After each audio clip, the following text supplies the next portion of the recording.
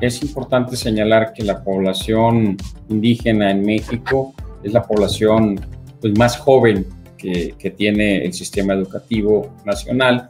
Me refiero a los datos que nos da el Censo de Población 2020, donde establece que hay población menor de 14 años, donde 3 de cada 10 están en este rango de edad y no están asistiendo a la escuela, y eso pues es una preocupación para todo el sistema educativo nacional, porque tenemos un porcentaje de no asistencia muy importante con respecto a la población que no es indígena. Por ejemplo, la población indígena y hablante de lengua indígena es la que menos asiste a la escuela. En el caso de la población indígena, el 19.9% no está asistiendo a la escuela, en tanto que el 23.3% que se corresponde con la población hablante de lengua indígena tampoco está en la escuela, en comparación con los que no se consideran indígenas, que es un porcentaje mucho menor, es decir, alrededor del 15%. Entonces, estas características nos llevan a pensar que hay ahí una deuda histórica importante que atender para que la población indígena y hablante de lengua indígena pueda acudir y pueda hacer valer su derecho a la educación en este país.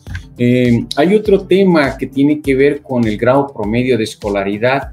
El grado promedio de escolaridad de la población indígena y hablante de lengua indígena en México es mucho menor que la población que no se considera indígena. Por ejemplo, tenemos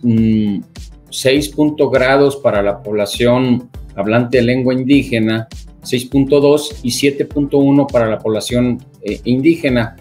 Quiere decir que la población indígena está apenas concluyendo la educación primaria, en tanto que la población no indígena ya está tocando el primer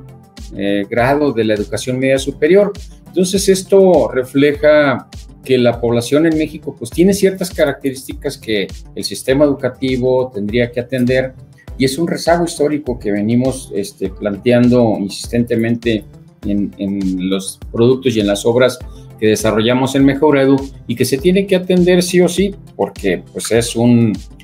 derecho que tiene la población, pero también es una obligación del Estado a voltear a ver estas demandas y necesidades de la población indígena en México.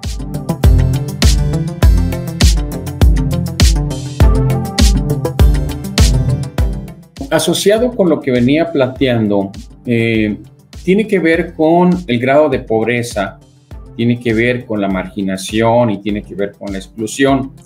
Estos elementos que contextualizan el por qué la población no está asistiendo a la escuela, el por qué la población indígena tiene menores grados promedio de escolaridad como consecuencia de la no asistencia o de una asistencia que no es consistente, es decir,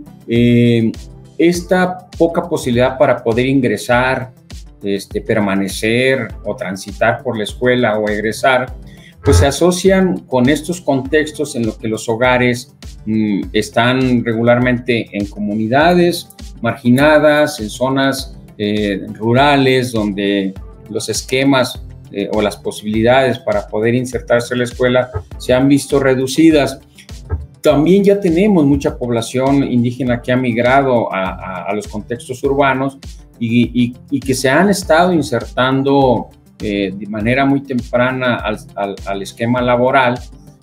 Por ejemplo, tenemos mucha población entre 12 y 19 años que 4 de cada 10 trabajan y se han insertado al campo laboral de manera muy temprana, dejando a la escuela en segundo plano, porque pues bueno, habrá que atender estas principales demandas que tienen las familias, que son de carácter económico, y no necesariamente la escuela es una prioridad.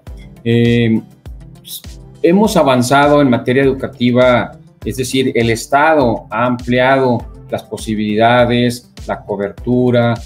se han emprendido acciones para poder atender estas demandas de la población, pero no ha sido suficiente, puesto que es un rezago histórico que tiene esta población y son de larga data, ¿no? De muchos años, y esto significa que habrá que redoblar muchos esfuerzos para que la población o modificar o flexibilizar los esquemas educativos para que la población pueda asistir a la escuela.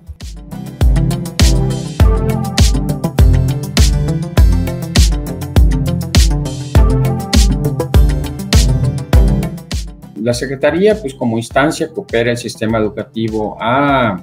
encabezado un vínculo importante con el INEGI desde hace algunos años a través de los comités técnicos especializados, donde, por cierto, nosotros estamos insertos como Mejoredu, y también están otras instituciones como el CONAFE, en algunos casos participa el Coneval u otras instancias que tienen que ver con el sector educativo. Y lo que se ha hecho aquí es discutir efectivamente cómo poder recuperar información cada vez más sistemática, cada vez más cercana a identificar a la población hablante de lengua indígena. Las niñas, los niños y los adolescentes tienden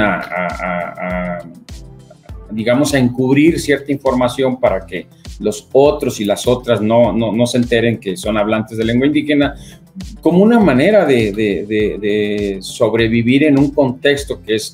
altamente excluyente, y entonces la información se torna un poco más difícil de recuperar. Entonces creo que un gran reto está ahí, es poder identificar a la población que es indígena, a quienes son hablantes de lengua indígena, y que eso nos permita poder desarrollar mejor información, indicadores más precisos, pero a su vez el tener la información precisa te permite poder desarrollar o emprender acciones focalizadas, estrategias y recursos destinados a la población indígena, porque no podría ser tratada la población indígena y hablante de lengua indígena con el mismo rasero que el resto de la población. Hay acciones y el diseño de materiales, el diseño de propuestas formativas, el diseño de acciones específicas para poder atender las demandas y las necesidades de la población hablante de lengua indígena y la población indígena en general, ¿no? Sí, creo que hemos ido avanzando en esta vinculación entre la SEP, el INEGI, Mejoredu, pero todavía hay algunos retos que prevalecen.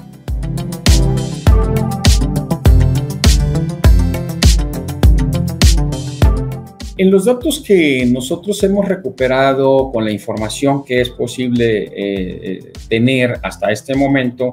hemos identificado varios aspectos en los que habría que enfatizar las acciones de política pública, ¿no? Es decir, habría que pensar en cómo apoyamos o cómo se puede apoyar a que los maestros ingresen acciones de profesionalización, obtengan los títulos de licenciatura como una manera de poder acceder a esquemas de promoción o incluso desarrollo de posgrados. La otra tiene que ver con revisar las opciones formativas en la formación inicial, porque lo que hemos identificado es que hay pocas alternativas para la formación para la población, es decir, para los docentes que se están insertando en la atención a la población indígena. Y también el otro punto tiene que ver con que hay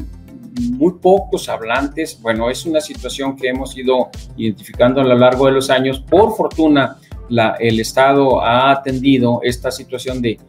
que los docentes hablen la misma lengua de los alumnos que están atendiendo. El dato revela que ahorita tenemos que en los municipios clasificados como indígena, 10.2% de los maestros de preescolar no hablan la lengua indígena de la comunidad donde está inserta la escuela, y 12.5% en primaria. Esos todavía son algunos retos que deberían de atenderse, es decir, los perfiles docentes tendrían que ser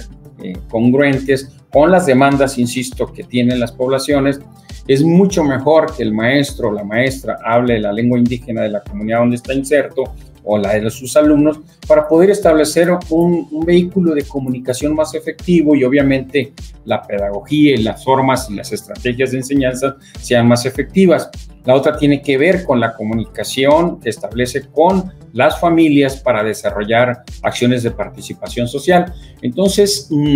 esos tres retos planteamos, ¿no? el de revisar las ofertas de las carreras de las instancias formadoras de docentes y las otras IES,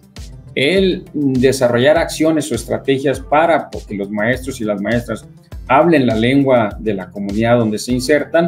y promover gestión o gestionar acciones para que los maestros puedan acceder a niveles de licenciatura, que cada vez ya es más la población que accede al sistema, porque es un requisito que se tiene, pero todavía hay población en situación de rezago que no tiene el nivel de licenciatura. Entonces, eso sería, creo que, recomendaciones factibles para poder hacer una estrategia acorde a las demandas que se requieren.